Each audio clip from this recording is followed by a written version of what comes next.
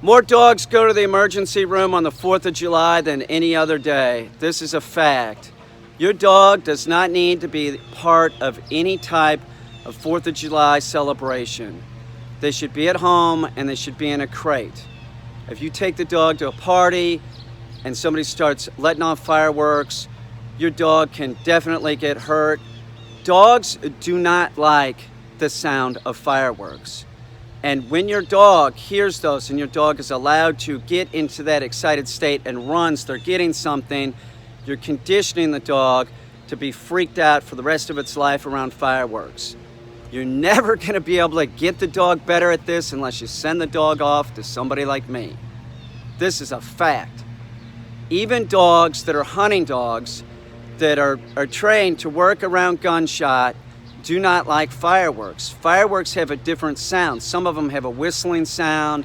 There's the visual excitement. It's so negative for dogs. Just leave your dog at home. Don't do anything like take your dog out for a walk while celebrations are going on. If you're not paying attention and the dog gets barn sour, it could be hit by a car. If you have your dog in a yard, first of all, your dog shouldn't be in a yard. Dogs should be living inside. Dogs that live outside in yards have terrible lives. They're just neglected. It's neglect, man. It's abuse because of neglect. They just, it's easy to forget about them. So if your dog is in the backyard and it's running around and then all of a sudden fireworks start going off, you have a fence, it can climb the fence, jump the fence, dig out of the fence, underneath the fence. Your dog is lost or it's going to get hit by a car. I'm telling you, this is absolutely the wrong approach to take. As 4th of July is coming up, your dog should be crate trained already. If it's not, go get a crate from Petland or someplace and start crate training your dog. If you don't know how to crate train your dog, I have plenty of videos on that.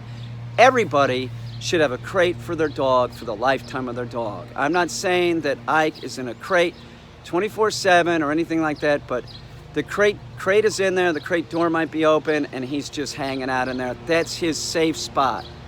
One more thing about the importance of crates. Separation anxiety encompasses 10% of all dogs and 20% of all dogs that are given up. All dogs that have separation anxiety, all of them that I've worked with, the owner has not used a crate. That's your number one tool right there. And if your dog does have separation anxiety, your number one tool is start using the crate. Get your dog used to the crate. Your dog should be on a raw diet. You can feed your dog in the crate the raw diet. That way it doesn't take the chicken leg quarter and put it on your couch. Your dog will start associating the crate with something positive, but if your dog gives you any crap, push the dog in, leave the door closed. If the dog whines or barks, don't let it out. Don't let it out. You could chuck a shoe at the crate, something like that, create a pressure wave. You might even try a squirt gun. I was just talking about this about my Raven, that squirt guns don't work with birds. They like to be squirted with water, but some dogs don't. But you might have to create a negativity if the dog is really amped up. But that's your number one thing is, like, if they're barking or whining, don't let them out of the crate. Get them to stop barking and whining, then they can come out. But better than that, watch one of my videos on kennel command, crate training. Kennel command is basically it. If you can get the dog to go in and out of the crate on command, there you go. I got a lot of videos on that. You turn it into a game. Your dog should be trained that everything's a game. Stay safe on 4th of July and keep your dog safe too. Don't drink and drive, but for God's sakes, don't put the dog in the backyard while this is going on. Just leave the dog inside and it should be in a crate.